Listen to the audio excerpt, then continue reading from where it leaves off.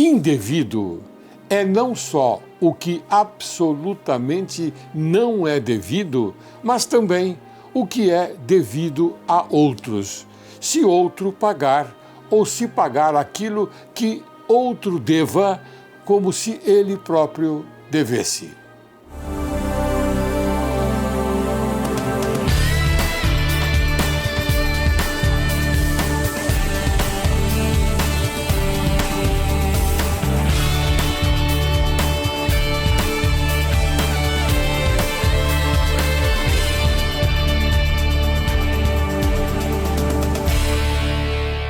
Direito e Justiça em Foco é o teu programa e o Brasil, teu país.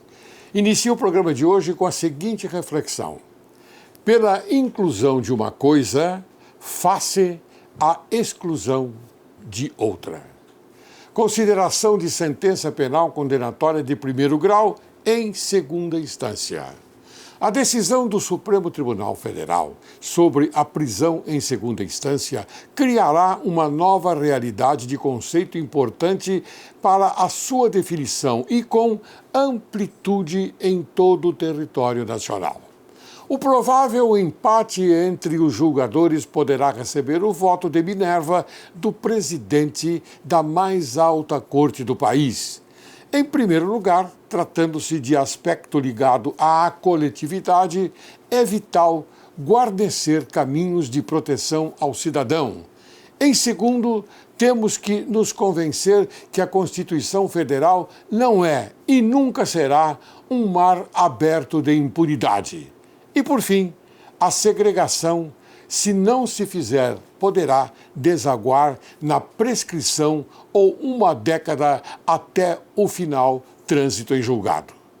Pensamos assim, desde sempre, que o empate é uma questão técnica que se resolve pro societatis e não pro réu, já que a segurança pública e o domínio do fato pedem ação enérgica para a repressão e combate ao crime organizado.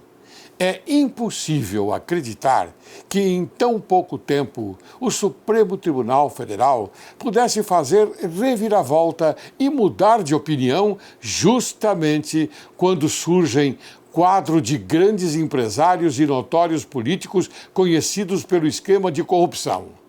A identidade Supremo Sociedade é o mais forte álibi para se manter a jurisprudência consagrada, já que são incontáveis os recursos que podem levar à soltura do preso.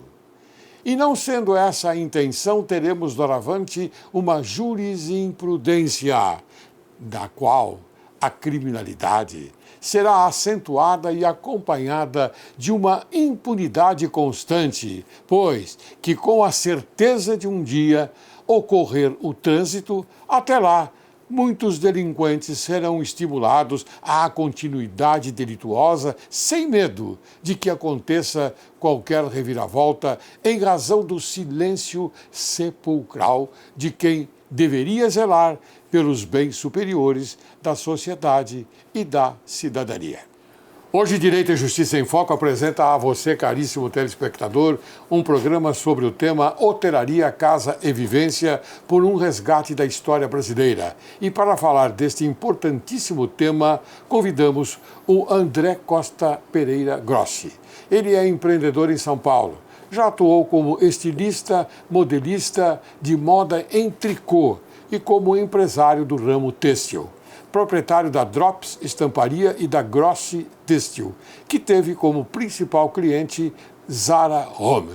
Atualmente, ele é sócio proprietário de hotelaria em Águas de Lindóia, o único hotel de charme da cidade, chefe do bistrô Casa Colheita e professor de meditação.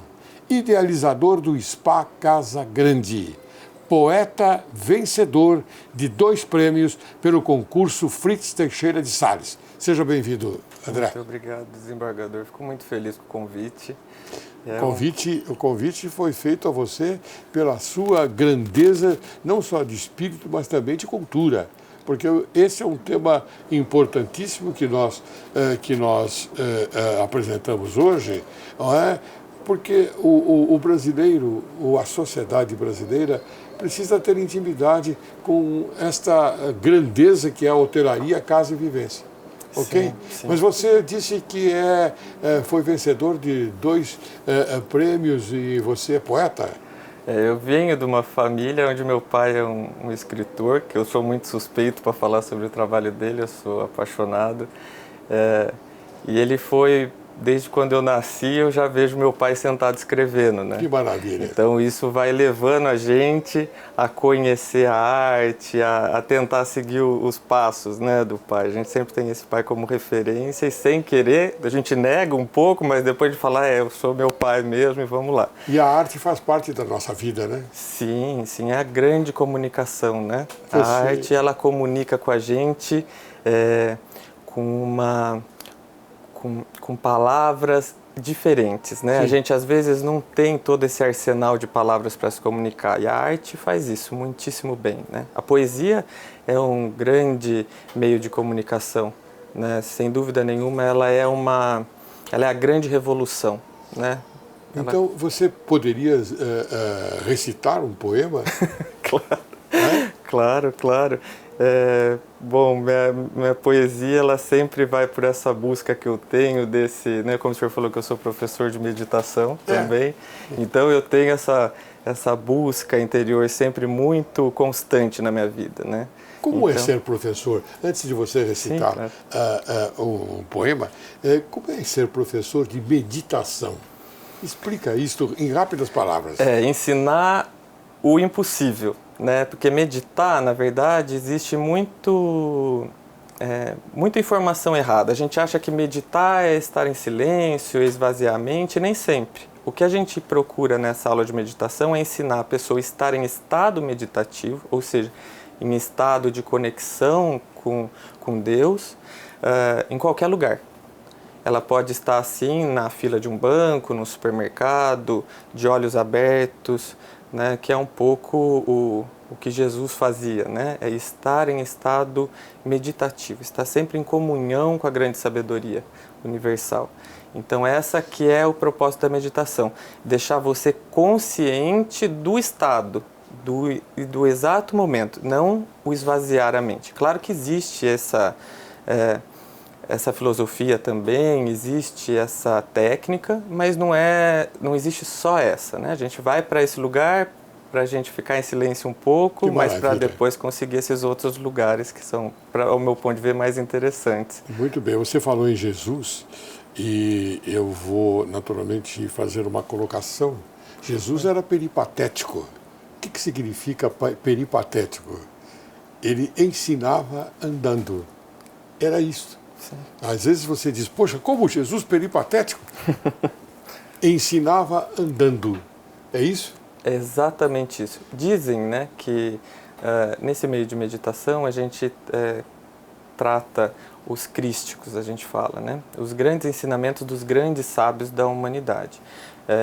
É um assunto à par de religiosidade, mas a gente não tem como fugir de Jesus Cristo, que é o grande sábio, claro. Esse grande, todo lugar que você for para a filosofia, para a física quântica, você vai esbarrar em Jesus Cristo, claro. No momento. Então a gente fala dos crísticos. Buda, que é o pai da meditação, ele fazia essa meditação interiorizando. E Cristo fez essa meditação exteriorizando, que é isso. É andar em estado meditativo, conversar em estado meditativo.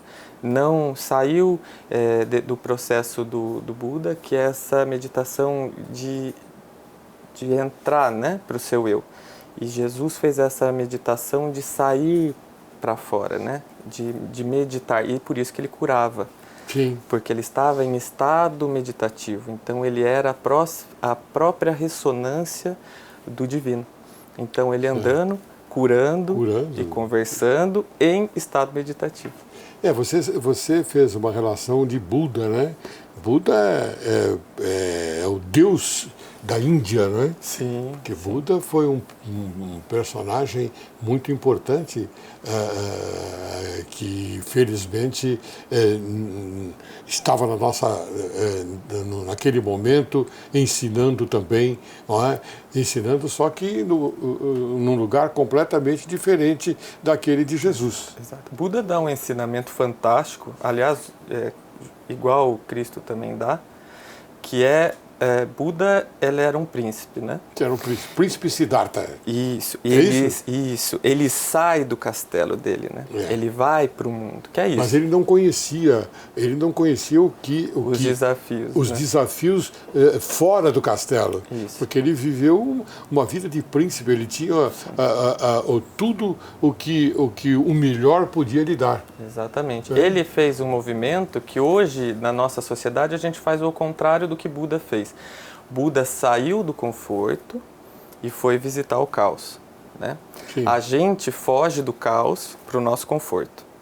Então, ele vale uma reflexão muito profunda também de como a nossa sociedade nos levou para um lugar de muito medo. E quando a gente tem esse medo de ir para o mundo, né, para esse lugar perigoso, a gente acaba não indo mais. Ele tem, enfim, os crísticos, né, como a gente fala, tem ensinamentos assim para uma vida, né? Eu fico contente você ter abordado essa parte da nossa conversa, porque a sociedade precisa tomar conhecimento desses aspectos importantes do nosso interior, não é? Porque a nossa vida interior, eu chamo de templo interior. Sim, o nosso templo interior, ela é manifestada através desses personagens que nós colocamos aqui. Eu coloco como personagens tanto Buda, que eu sou apaixonado por Buda, e por Jesus Cristo, que também é minha paixão. É minha paixão e é o meu norte. Eu carrego ele aqui dentro de mim. A gente fala no curso de meditação que Jesus Cristo é o cara, né? Você pode ir para qualquer lugar, ele é bem-vindo sempre. Sempre. Independente da crença ou de qualquer filosofia que a pessoa tenha, ele sempre é bem-vindo. Ele é como fala essa palavra? Ele é o bem relacionado, né? Ele está sempre ali, está sempre bem com todo mundo. Então... Muito bem, mas eu não vou fugir daquilo que eu te pedi, não. Vamos lá. Uma poesia. Eu achando que o senhor já tinha esquecido. Não. Uma poesia, vamos lá? Vamos lá. Então, essa poesia, se o senhor me permite explicar um pouco ela tem a ver muito com a minha vida. Ótimo. Né? Como um empreendedor no Brasil, a gente passa por altos e baixos muito facilmente, né? Um empreendedor hoje no Brasil tem que estar pronto para enfrentar a catástrofe, né? Então, o senhor viu aí que eu já passei por várias empresas, tive várias empresas e perdi todas elas também, né? Isso faz parte dessa coragem do empreendedorismo brasileiro, que a gente precisa manter mesmo. Então, essa poesia ela tem uma certa tristeza, mas é quando a gente volta para dentro da gente, que a gente se vê nesses lugares, acaba, né, esparramando uma forma de poesia que às vezes tem um pouco essa dor. Vamos apreciar a arte da sua tristeza. Acendi meu turíbulo, percorri meus muros e as divisas de minha alma. Reencontrei sonolentos sonhos abandonados, esfomeados e entregues. Mulheres esquecidas e lutas perdidas. Minhas divisas são cruéis. Há pregos e musgos de bruxo que espantam andarilhos e tropeiros. Ninguém me visita. Depois, há uma mata de paridos. Esquecidos filhos da terra, anjos caídos e bruxas que envelheceram. Nas trevas, só brilha uma lamparina, a luz fraca das orações de minha mãe por mim.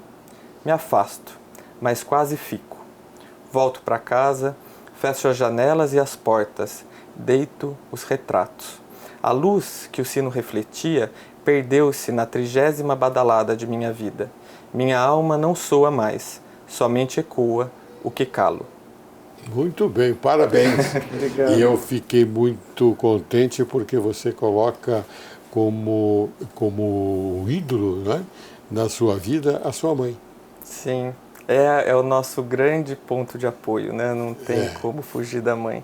E é nesses momentos de trevas, o que resta é mesmo aquela... Você sabe que sua mãe está lá e antes de dormir ela falou, Deus, cuida daquele menino, não é? Isso, exatamente, exatamente. Então é a lamparina mesmo. A observação que eu faço é nesse sentido. Eu adorei essa poesia, viu? Muito obrigado. Parabéns mais uma vez. Obrigado mesmo. Então, nós vamos falar sobre hotelaria, casa e vivência. Resgate da história brasileira. O que você pode nos adiantar sobre isso? Eu caí nesse mundo muito sem querer, né? Eu, com a minha esposa, um dia andando pela cidade, a gente estava procurando uma casa para a gente morar, porque a gente já estava namorando já fazia 7 anos. Ela é daqui de São Paulo e eu era de Minas Gerais, Monte Sião. Uhum. E eu falei, bom, vamos procurar uma cidade pra gente, uma casa, aliás, pra gente morar, né? Porque essa ida e vinda não dá mais. Ou a gente para por aqui ou a gente já resolve a nossa vida. E andando por uma avenida lá de Águas de Lindóia, que liga Águas de Lindóia e Monte Sião, a gente encontrou o caseiro dessa propriedade, estava pendurando a placa de aluga-se. Eu entrei para perguntar como que era a casa e tal, e quando a gente entrou, a gente se deparou com um universo escondido ali, né, naquela avenida. E a gente encontrou uma propriedade gigantesca, são 24 mil metros quadrados, murados, como um condomínio fechado, que uma família, né, morava, era a casa de veraneio. E aí a gente caiu nessa história toda, né? Que a gente foi entender por que existiam esses refúgios, né? Sim. Na década de 70. Quando a gente entrou na casa, é uma casa construída com todo o rigor setentista, né? Buscando mesmo uma perfeição arquitetônica. Então tudo é subterrâneo, não tem um fio aparente, nada. E a gente, enfim, acabou locando a propriedade para morar. E a propriedade estava um pouco deteriorada por causa do tempo mesmo, sim, né? Vira mesmo uma... Você falou em 1970, né? Virou uma... Fazia 10 anos, acredito, 8 anos, que ninguém mais morava na casa, né? E casa, quando a gente não mora, sim, dentro, acontece isso mesmo. Não foi deteriorização. Claro. Não foi por falta de zelo, nem nada. É o processo natural. E a gente precisava, por exemplo, descobrir onde estava o registro, né? Porque os registros são todos no gramado, escondidos. Então, depois desse tempo todo, cadê, né? Ninguém mais achava esse lugar. E a gente foi pesquisar com os construtores da casa. E daí eles começaram a trazer toda a história que a casa que a gente estava morando tinha, né? Então, a gente se assustou muito, porque a gente estava morando numa propriedade que era realmente histórica. E a gente descobriu que aquela propriedade passou pela Revolução de 30. Poxa. Onde a quadra de tênis, quando foi aplainado, eles acharam as trincheiras com as armas da Revolução, que estão todas aqui em São Paulo, que a família que construiu trouxe para expor na lareira, né, da casa deles daqui. Então, a gente... Sim, porque Minas Gerais fez parte da Revolução também. Sim. Então a gente está bem na divisa, né? Eu estou na Avenida Monte Sião, que é o nome da minha cidade de origem, no estado de São Paulo, que é a casa da minha esposa. Então a gente achou, e numa Revolução de 30, que foi a briga. Então a gente tem que tomar cuidado ali para não brigar muito. E acharam tudo ali, porque essa propriedade ela fica no alto de um monte. Sim. E eu estou a 4 quilômetros da divisa de Minas Gerais. Então onde os soldados ficavam servia de ponto de observação. Sim. Né? Essa parte virada para Minas Gerais. E a gente começou a perceber que a gente não morava numa casa. A casa começou a fugir da gente, né? Porque uma propriedade desse tamanho, a gente morava numa casa que essa propriedade, essa construção, a gente tem 17 banheiros, não sei quantos quartos. 17 banheiros? 17, porque é mesmo década de 70, né? Aquela parte da história em que o brasileiro podia realizar um sonho, investir. O industrial paulistano tinha muito essa força econômica. Então ele construía, né? Então tinha a casa do caseiro, daí tinha a casa do caseiro. E quantos quartos? Hoje a gente trabalha com... A gente fez uma distribuição, a gente tem... Sim, mas depois você transformou para um motel. Isso. Contando mesmo, acho que ela tem... Deixa eu fazer uma contagem rápida. 2, 4, 9... São 14 quartos. Então a gente lia aquelas reportagens que tem nessas revistas de famosos, falava, famoso comprou uma mansão com 19 quartos. Eu falava pra minha esposa, talvez você nem precisou casar com o famoso, a gente já está na casa de 19 quartos. E, enfim, como empreendedor, a gente fica olhando até para a casa da gente, tentando buscar a solução, né? Claro. E me diga uma coisa, e você você é proprietário desse hotel, né? Sim, da hotelaria, sim. Mas você também é proprietário de outras empresas, né? A gente não consegue parar, né? O tempo que a gente não está na cozinha, em lugar nenhum, a gente vai pensando e vai idealizando novos projetos. Pro ramo têxtil. Isso. Esse ramo têxtil a gente encerrou quando a gente foi trabalhar diretamente com a hotelaria, né? O ramo têxtil brasileiro passa ainda por muita dificuldade e a gente percebeu que não era mais interessante continuar porque era uma descida só, né? Ainda está assim, a gente torce muito para que esse mercado se recupere, porque são muitas famílias, são muitas histórias que estão envolvidas nisso, né? E realmente é um lugar que tem que olhar, tem que se olhar muito para esse lugar, porque é uma força brasileira, né? O ramo têxtil, é muita gente envolvida, muita gente envolvida. Mas você acha que está em decréscimo ou é apenas uma fase? Eu acho que a gente está passando por um momento de redescoberta, tanto do produto quanto do público. Sim. Eu acho que a gente não sabe aonde esse público está. Hoje tem as redes sociais, a internet, que deixa a gente sem saber aonde o consumidor está, né? Então, o dono de uma fábrica, de um produto que quer comercializar, ele não sabe muito para onde colocar, onde atacar, né? Se ele vai para a internet, se ele vai para a loja física. Então, acaba tendo muita despesa, né? Para tentar achar o mesmo público que ele já tinha, né? Muito bem. Esse público com mais informação que perdido. Muito bem. E essa história de você ter sido o idealizador do spa Casa Grande? Sim. Quando a gente montou a hotelaria, a gente começou a receber, a Águas de Lindóia recebe principalmente um público paulistano, né? Por quê? Por que o público paulistano volta? A gente começou a descobrir que o paulista está voltando para Águas, porque Águas era muito famoso na década de 70, era o balneário da capital, e ele começa, o paulistano está perguntando aonde é mesmo que eu estava feliz, como que era esse lugar de tranquilidade e paz, e ele se remete a essa viagem com os pais para Águas de Lindóia. Então o que ele faz? Vai para Águas de Lindóia visitar e acabava indo para o nosso hotel. Que bom. E a gente teve que aprender a lidar com esse público que procura uma excelência. O paulista procura uma excelência de serviço e ele procura Ele vai para Águas de Lindóia atrás de uma lembrança, de uma memória, de uma vivência, e ele vai para relaxar, para desconectar, né, para se centralizar de novo. E daí a gente falou, bom, vamos ter que ter um spa. Muito né? bem. Ótimo, aí então você criou esse spa. Esse espaço, um spa muito diferente. Hoje ele está em expansão, a gente está aumentando ele. E é um spa que está sendo construído no meio de um pomar, de uma mata. Ele não tem teto, não tem parede. Né? Exatamente. Porque era essa busca do interior, de ir para o interior, você vai para um spa. E é o que eu brinco muito lá no hotel. Eu falo assim, a gente não pode competir com o serviço de São Paulo, porque a gente já perdeu. Eles estão lá se especializando há muitos anos e trabalhando há muito tempo. A gente não vai brigar com isso, tem que ir para um outro lugar. O que São Paulo tem para cá, então vamos para lá.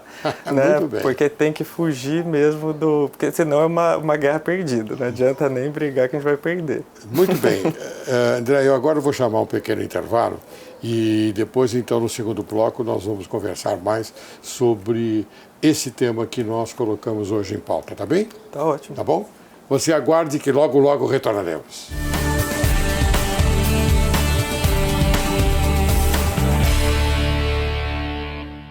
Olá! Você gosta de comer massa italiana, ou seja, macarrão? Vou lhe dar uma dica. Faça como eu. Saboreie as massas genuínas produzidas com a matéria-prima italiana pela La Verità.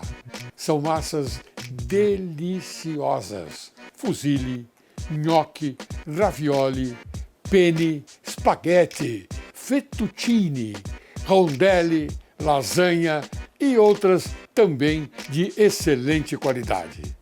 Você encontra a Rotisserie na Rua Martim Francisco, 430, no bairro de Santa Cecília.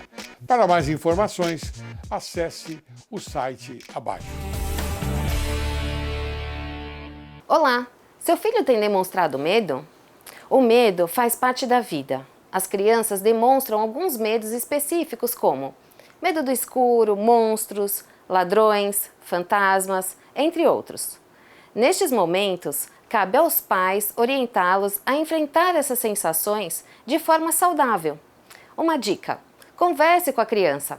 É importante que elas saibam que podem confiar nos pais.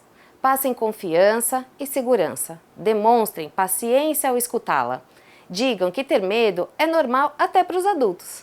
Trabalhe a autoconfiança nas crianças. Ajude-as a encarar aquilo que as assustam e a achar uma forma de enfrentar esses medos.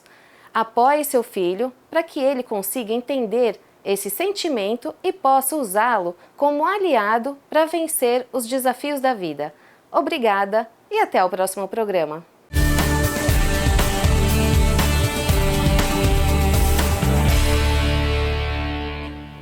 Estamos de volta, hoje conversando com o excelente André Grossi. Pode ser assim? Pode. Ótimo. Obrigado. Muito bem. Então, André, vamos dar prosseguimento aqui à nossa investigação hoteleira com você, não é? Porque é um assunto inédito do programa Direito e Justiça em Foco. Então eu faço questão de que você se manifeste muito sobre a hotelaria. Porque nada como você chegar num hotel e encontrar um lugar bonito. Sim. Isso faz bem ao visitante e a hospedagem ficará bem melhor, não é? Porque você está num lugar bom, gostoso e saudável, ok? Como surgiu o hotel? Você já falou. Isso, foi essa casa, né, que era nossa e foi virando esse empreendimento. Muito bem. E a descoberta dessa história e a nova perspectiva que você teve sobre a sua casa para a formação de um empreendimento. Isso. É isso, né? A hora que você percebe que foi a hora que a casa me fugiu. Eu não estava mais morando numa casa, eu estava morando num lugar muito mágico. Eu acho que é a resposta. A campainha da minha casa começava a tocar e eu ia atender, eram pessoas vizinhas falando assim: é você que está morando aqui agora? Eu falei: sim. Ela falou: olha, o sonho da minha vida foi conhecer este lugar, posso entrar? E eu comecei a receber essas pessoas e elas se emocionavam porque essa propriedade ela foi um lugar muito lúdico na década de 70, porque esse empresário paulistano ele ia para descansar, então ele não ia para fazer uma social na cidade. E era uma propriedade fechada pelo alto poder aquisitivo que eles tinham. Sim. Então era uma propriedade murada, portão fechado e só se ouvia falar que era muito bonito. Então as crianças da época ficavam passando ali na propriedade vendo esse lugar misterioso, todo fechado, todo murado e com essa repercussão que tinha, né? Porque as próprias pessoas que trabalhavam na casa, que eram muitos colaboradores que eles tinham mais colaboradores quando era casa do que eu com hotelaria, para o senhor ter uma ideia. Né, de como que era a forma de serviço e tal. Então essa informação de que era muito bonito, de que era um lugar muito mágico, começou a ir para a cidade. Então a gente começou a receber visitas sem parar. Todo dia era visita, telefone tocando, a gente ia. E as crianças divulgavam aquilo que elas viam de uma simples passagem. Isso, porque essas crianças que eram crianças na década de 70, hoje já são adultos. Sim. Então ela passava de carro e falava: hoje eu vou matar minha curiosidade. Parava o carro, tocava a campainha e falava: sempre quis conhecer esse lugar. E daí como que eu ia falar não? Claro. Não é? Daí eu falava: vamos lá, vamos. E apresentava tudo, e contava tudo. E foi também quando a gente começou a descobrir as histórias. Porque esses visitantes, essas visitas, elas tinham esse enigma, né? Esse mistério, porque eles sabiam alguma das histórias que tinha acontecido ali. E foi quando a gente começou a descobrir a história da década de 20, que para mim é uma das melhores, que é dessa senhora alemã chamada Dona Ludovica, que é o nome da propriedade em cartório até hoje, chama-se Sítio Ludovica. Nunca foi uma fazenda, mas é o nome da propriedade até hoje. E a Dona Ludovica, ela era considerada uma das mulheres mais finas, mais elegantes de Águas na década de 20. E o velório dela foi um acontecimento para a cidade, porque ela foi enterrada de Salto Alto. Nossa. Naquela época, dentro do sincretismo que existia, religioso, você ter esse empoderamento que a gente fala hoje em dia, naquela época de falar, não, eu vou para o céu de salto alto. Tem que ter uma certeza muito grande que vai dar tudo certo. Então, ela virou uma personagem também do espaço, né?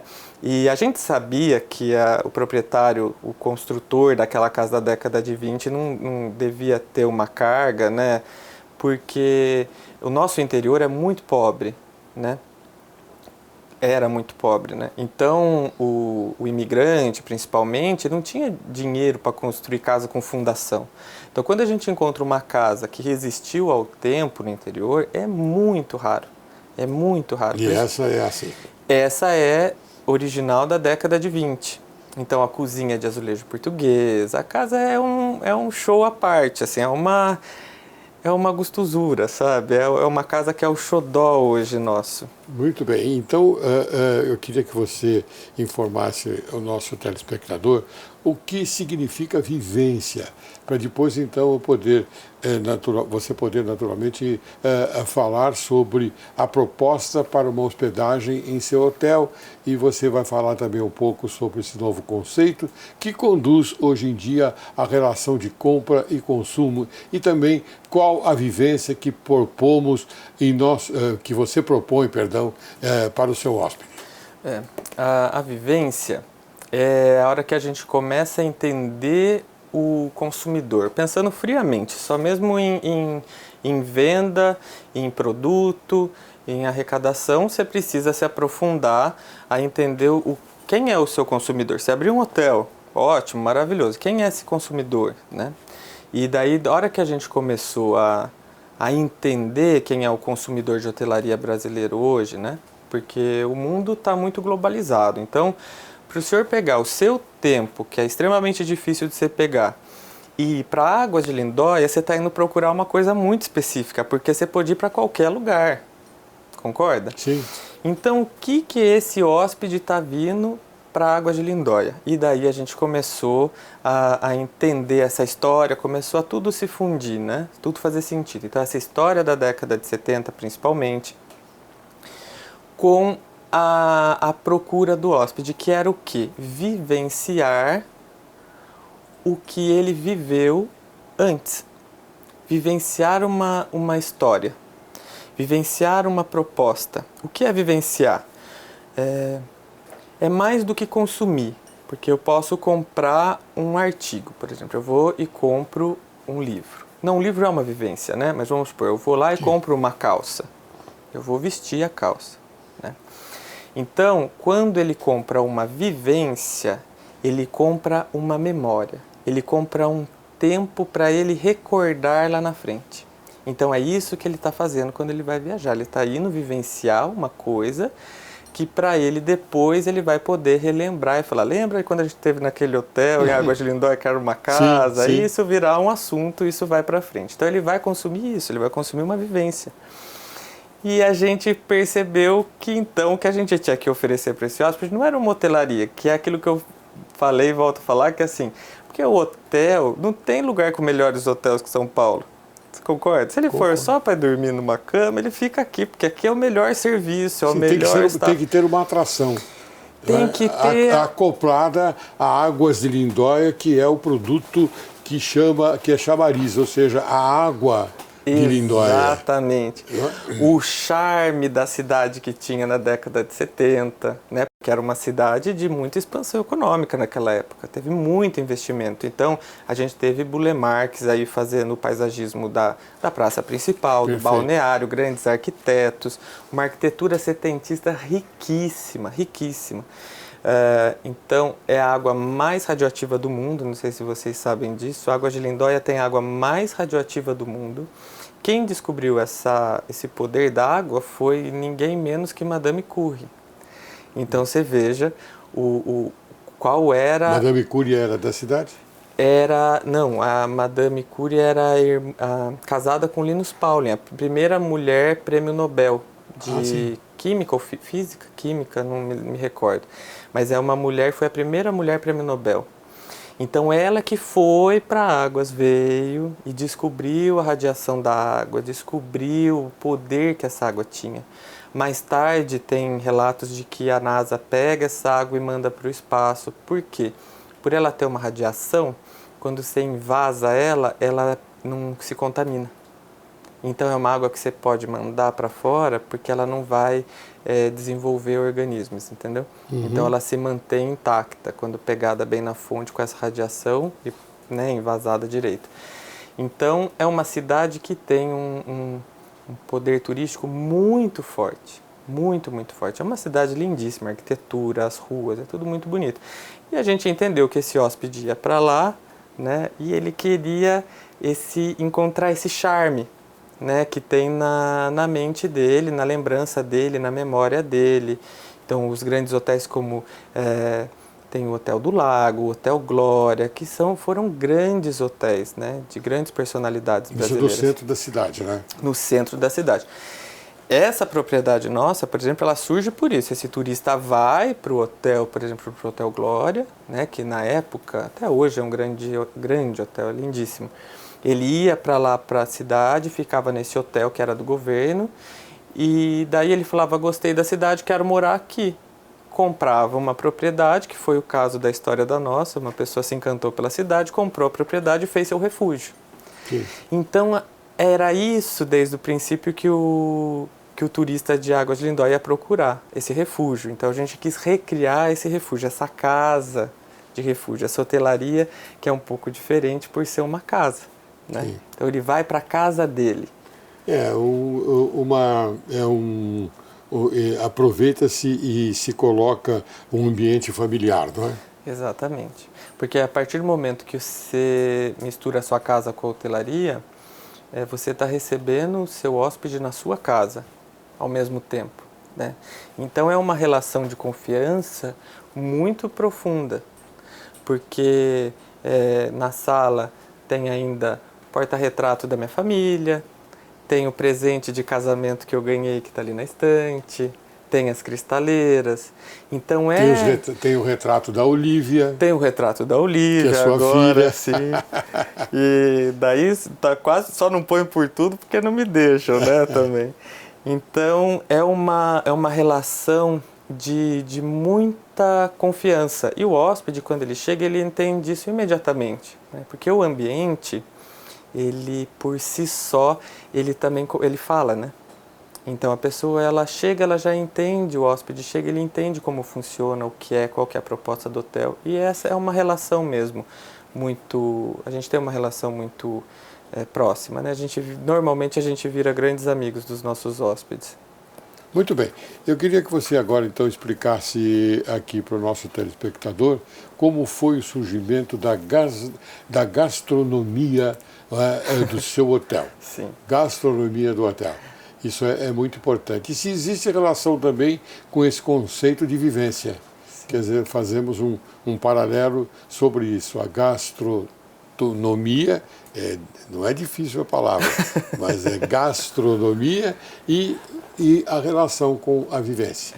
A gastronomia surgiu primeiro só como uma necessidade. O hóspede estava lá, gostava do hotel e falava, André, agora eu vou ter que sair para a cidade para jantar. E às vezes tinha um hóspede de segunda... porque não havia jantar. Refeição. Não, eu comecei na hotelaria como uma pousada de charme. Então a gente tinha café da manhã e a hospedagem só.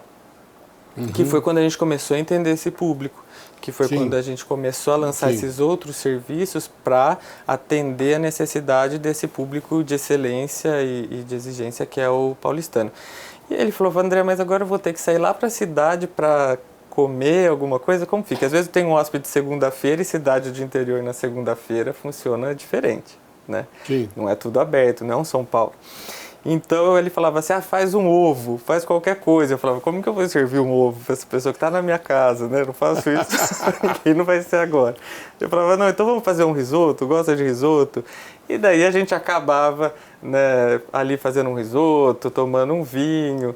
No começo era muito pequeno, então tinha ainda uma proximidade maior. Você pode chamar isso de gastronomia moderna? Eu acho que a gente busca dentro da nossa gastronomia hoje uma mistura, né? Eu acho que a gente não pode esquecer a origem da gastronomia, a gente não pode esquecer os princípios de formação de uma gastronomia, mas a gente também não pode esquecer esse momento de muita brasilidade. Então, eu posso fazer um risoto clássico, e fica muito mais interessante se eu sirvo ele junto com uma barriga de porco, por exemplo. Muito bem, então quer dizer que você preza essa vivência, não é, da gastronomia em vários níveis. Isso. O se alimentar hoje, né? Comida italiana, por exemplo, comida japonesa ou não? Não, a gente segue uma linha bem provençal. Né? A gente segue essa história do nosso bistrô, chama Bistrô Casa Colheita. Então a sazonalidade dos produtos, que é um pouco essa conversa mais moderna que existe hoje, mais contemporânea. Então eu não vou conseguir servir um produto de inverno no verão. Eu não tenho essa busca, né? Porque a partir do momento que eu entro nessa busca, eu começo a fazer do natural uma indústria. Então a gente está fugindo dessa coisa muito processada. Então eu trabalho dentro da sazonalidade, sim, do natural. Eu não sou um chefe que vai para várias cozinhas. Eu trabalho muito dentro da cozinha provençal, que é onde minha alma mora, né? Então, sou de origem italiana também, o nosso interior é muito italianado, então a gente pega essa coisa do vinho, dos risotos, dos queijos. Então a gente vai muito para essa linha, bem italiana assim, e claro, trazendo um pouco do que se fala hoje, do que é uma cozinha, um pouco do interior. Então a gente pode trazer, por exemplo, uma massa de Ora pro nobis, né, que é uma planta que no interior a gente já conhecia muito e agora toma uma força muito grande, que é essa coisa mais mineira, da barriga de porco. Então a gente vem mesclando esses conceitos todos. Porque a comida, como a hotelaria, ela é uma vivência muito profunda, né? Sim. Às vezes, nem sempre, hoje, dentro da nossa sociedade, graças a Deus, né, a gente não só come pela fome, a gente come pela experiência, né? Os grandes restaurantes, eles oferecem uma experiência gastronômica, onde o seu sentido vai experimentar novas texturas, novos sabores, harmonizando com vinho, pegando toda a história. É um aprendizado, é uma vivência, é muito complexo que abrange uma alimentação hoje, né? A gente não vai mais só para comer. E o vinho é um personagem importantíssimo dentro da gastronomia. Como falar do vinho? O vinho é o papel, é o pano de fundo, né? É o que sim, segura tudo, porque às vezes o jantar não vai bem, mas se o vinho foi, resolve. O vinho foi, é verdade. Ele é o grande amigo do cozinheiro, porque se o cliente escolher o vinho certo para ele, né? Porque o vinho também é isso, qual é o melhor? O seu, sim, o que você gosta. Se ele escolher o vinho certo dele, o nosso jantar já é um sucesso. Né? Maravilha. Porque ali ele arredonda tudo. E é uma grande verdade. É isso. A gente tem que tem que ver a verdade mesmo, que o senhor falou, a realidade. Assim, não está tudo na nossa mão nunca, né? É verdade. Depende muito do conjunto. Então, como não está tudo na nossa mão diuturnamente, eu pergunto a você o seguinte: qual é o futuro da hotelaria e do consumo na sua percepção? Bom, a hotelaria, eu vejo cada vez mais essa experiência. Então, vão existir grandes resorts que promovem uma experiência. Vão existir hotéis pequenos, pousadas, vão existir hotéis que promovem uma experiência. Essas plataformas digitais hoje em que a gente loca a casa, É maravilhoso você ir na casa de uma pessoa estranha e perceber como que é o cotidiano dela, como que é a vida, como que são as fotos na parede, os livros que estão na estante, o que tem na geladeira. É uma forma mental da gente se aproximar do outro, né, sem medo. Né? Então a gente vai para a casa dele com toda a segurança. Sim. E a gente pode ver como ele vive, como que é a casa dele. E isso era um negócio de muito medo para se colocar no Brasil, porque a gente duvida do brasileiro, né? É do nosso plano mental duvidar do brasileiro. E foi uma grande surpresa, porque o brasileiro ele sabe realmente ser incrível, né? Então você abre a sua casa para um brasileiro. Olha para você ver que lugar que a gente chegou aqui no Brasil, né? Ele tem medo. Aí ele é crítico, talvez? A gente tem medo se ele vai saber se responsabilizar pelo seu patrimônio. Administrar aquele momento. Isso. Se ele não vai virar o baoba e quebrar tudo. Você não sabe muito quem é que está vindo. Você tem medo de abrir sua casa, né? Imagina o senhor, eu vou sair, viajar 15 dias e vou locar minha casa para alguém. Não. É assustador. E daí você rompe essa barreira e a hora que você volta, muitas vezes a sua casa está em melhor estado do que você deixou. Perfeito. Isso é relatos assim, muitos, né, na internet. E isso aconteceu, né? Então o brasileiro realmente está atrás dessa experiência, sabe entender o que ele vai fazer, sabe administrar esse patrimônio que ele vai lá aproveitar. Usufruir. Então a hotelaria está ganhando, né, abrindo muito leque. Então você tem a casa, você tem a pousada, você tem o resort, você tem tudo. Mas tudo ainda, a coluna de sustentação para todos esses empreendimentos, grandes, pequenos ou familiares, é a experiência. É louvável a sua posição no sentido de você ter a oportunidade de entender que você deveria prosseguir dentro do seu hotel, não somente para oferecer um plano dormitório com café da manhã, e sim você estendeu para outras coisas mais. Isso. Porque o público, que a gente falou, né, a gente não está na nossa mão. Então o nosso hóspede já fala o que a gente tem que fazer. Está na mão dele. Então ele vem, eu quero jantar, não tem jantar? Não tinha, agora vai ter. Aí você providenciou. Sim. Queria uma massagem, tem uma massagista na cidade? Tem, e a gente abre o spa.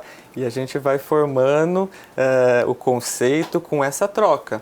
E o nosso negócio é muito frente a frente com o nosso cliente. Então, não são só glórias. Quer dizer que a construção do futuro depende da oportunidade, então.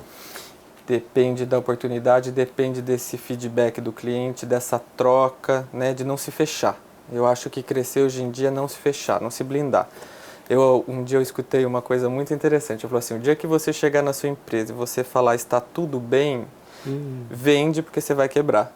Nossa. Olha só que... Porque se você chegou no lugar que você acha que está ótimo, como que você vai andar para frente? Nossa, não existe mais possibilidade. Mas a sua reflexão foi importantíssima agora. É isso, eu acho. E a gente você tem experiência, né, André? Em todos os lugares, desde do estar tudo muito bom até o estar muito ruim. Muito bem, André, eu já estou terminando o programa, lamentavelmente, porque é muito gostoso ter tido a oportunidade de hoje ter você aqui no programa Direito e Justiça em Foco, não é? E me dá muita satisfação poder transmitir tudo isso à sociedade brasileira. Ouviu? Eu que fico muito grato sempre com tudo isso, percebendo que aquilo que a gente faz no nosso microcosmo, lá dentro da minha casa, quando eu morava, ganha essa visibilidade. E eu devo isso muito a todos esses parceiros e amigos como o senhor, que convida a gente a ter essa coragem de falar, vem, vamos fazer um programa. O senhor conhece o doutor Marco Antônio Ascul? Um grande amigo. Verdade? Então, quando ele me contou a respeito, eu disse, doutor Ascul, o senhor que é um homem inteligente, o senhor me faz favor de me proporcionar esta grande vitória para o programa Direito e Justiça em Foco, trazendo este rapaz que pode explicar melhor melhor, não é, o que é uma hotelaria, não é? E a vivência dessa hotelaria também. Ele foi nosso hóspede, você vê como a gente está na mão do nosso hóspede mesmo, né? Ele então... é que conectou a gente, que fez esse programa acontecer. Então, se o senhor me permite, eu queria, deste lugar hoje que foi aberto para mim, né? Graças à sua generosidade, de convidar, expandir isso para todos os seus telespectadores, para que ele possa voltar para esse Brasil, para ele não esquecer esse Brasil que é de gente muito boa, muito firme, muito trabalhadora. E para a gente todo dia acordar e continuar acreditando é muito difícil, mas se a gente virar uma nação, no sentido mais puro da palavra, de se ajudar, vai ser muito mais fácil. Então, para que eles visitem o Brasil, não só meu hotel, mas como todos os hotéis de Águas de Lindóia, que são fantásticos, são famílias, são todos familiares. Então, você vai lá, você conhece a família, dono daquele hotel, a família daquele hotel, conversa com a dona no café, no jantar. E para que ele visite mais o Brasil, né? E, se possível, claro que venha prestigiar nosso trabalho também, que a gente faz com muito carinho. Muito bem, uma aproximação social muito importante. Sim, sim. Eu queria que você levasse para a sua casa, inclusive para o seu hotel, uma pequena lembrança do programa Direito e Justiça em Foco. É um livro traduzido por mim, de Stefano Costa. Ele foi, naturalmente, um personagem muito importante da Itália. Eu tenho aqui, e faço questão até de poder mencionar, o Stefano Costa. Ele foi uma pessoa importantíssima e ele fez por merecer isso, porque ele era um representante do rei, à época, 1930. Então, este livro é de 1930 aproximadamente, o dolo processual em matéria civil e penal. Então, passo às suas mãos. Muito obrigado. Aqui uma menção a você. E lindo. E eu fico muito grato pela sua presença aqui. Rapidamente, suas considerações finais. Bom, minhas considerações finais é sempre um convite. Eu acho que a gente tem que se convidar, todos os dias se convidar a visitar o mundo, a sair para vivenciar o Brasil, as histórias, aquilo que a gente tem de melhor, que continua sendo, sem dúvida nenhuma, o nosso povo e a nossa história, né? Um convite mesmo para que a gente tenha essa coragem, ou melhor, para que a gente recoloque esse nosso medo num outro lugar, para que a gente comece a ter medo de não sair.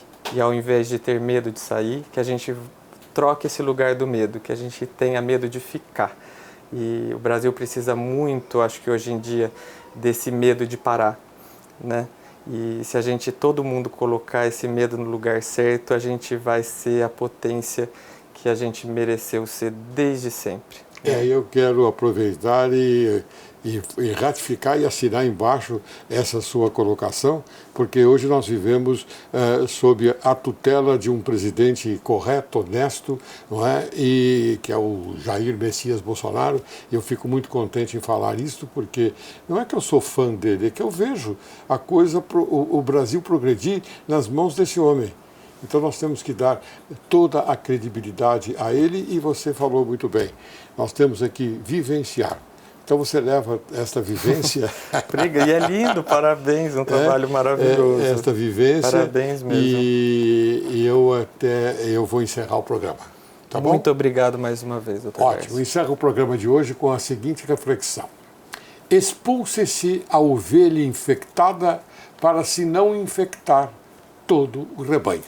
Quero agradecer muito a presença do empresário André Costa Pereira Grossi, que muito honrou o programa Direito e Justiça em Foco e que esclareceu a sociedade brasileira sobre hotelaria, casa e vivência por um resgate da história brasileira.